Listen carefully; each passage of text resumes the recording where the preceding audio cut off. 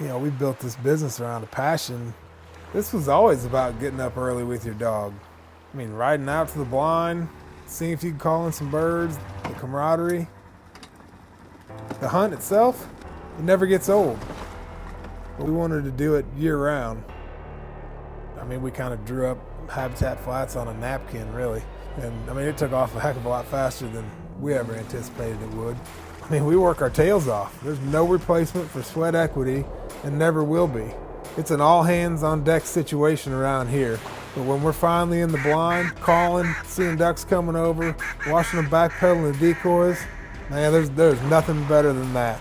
It makes all the sweat more than worth it.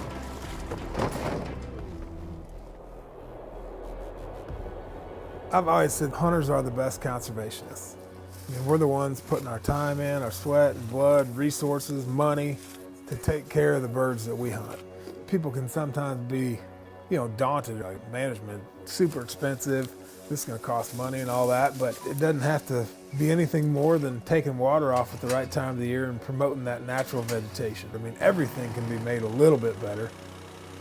Levees, pumps, ditches, blinds, food sources, water. How are you going to get all that stuff on there? It's really pretty cool to take something that was previously nothing from a duck standpoint and make it into something that is holding a ton of birds in the fall.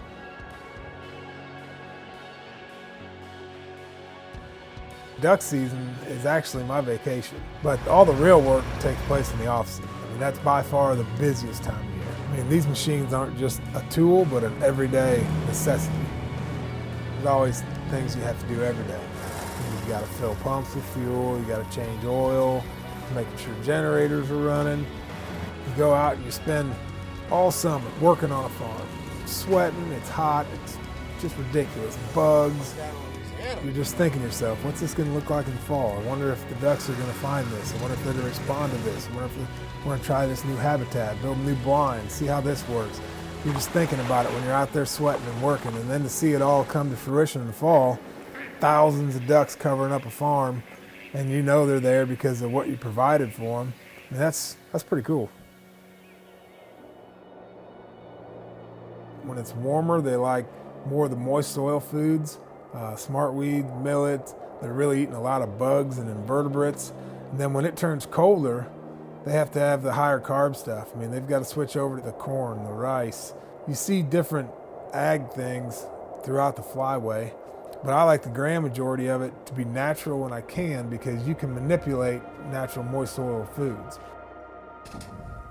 Late August, September, before we start putting water on it, I'll go in there and brush hog everything. Now when they're flying over at night, that bright moon, it's just lit up. That water's shining down there, and that's what's causing them to stop. If you just have one farm and you try to hunt it every single day, odds are it might be the best place in the world, and it might be good for a lot of those days, but it's not going to be good for all of them. So by having stuff kind of spread out allows us to take pressure off of certain areas. It's kind of getting a rotation where those ducks kind of get used to being in there, eating and carrying on, having a good time, and then every couple of days you come in and surprise them. And then you have other areas that we know, like our timber holes, for example. You never see a duck in them, never be a duck on it. It's just ducks going back and forth from the refuge to the food source, loud calling. You're bringing them in even though they don't want to be there, just from calling and decoys. And a hole like that, you can hunt it every day because you're not going to hurt them because there's none living in it.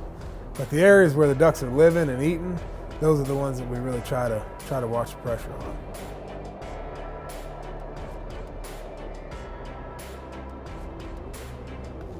When I was a kid, you had to walk everything out. Well, that's fine. To run a business like this, where you're taking 4 guests with you, they might be 40 years old, they might be 70 years old. And some of these areas are 3 miles off the road. There's no way.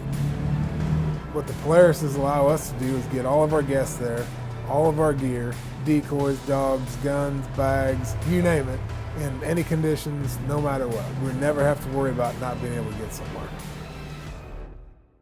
These guides are just a huge part of waterfowl hunting. They care enough to get their hands dirty, and they take time enough to sit down and teach somebody, how to call, answer questions that people have. Everything here is a result of thousands of hours put forth by these guys, our family, our neighbors, everybody involved at Habitat Flats. You know, the guides are all living together for, September to March. They get pretty tight. And we all do. I mean, we're all great friends. I mean, we like to give each other a hard time. I mean, that's the fun part. I mean, it's camaraderie. If you can't laugh at yourself, don't come around here. And that goes for all of us. I mean, they give me as much trouble as I give them. What I'm most proud of is that nothing was given to us. We dug for pennies to get down payments for lodges and had a lot of good people helped us along the way. But more than anything, sweat equity was what got us through most of it, and it still does to this day.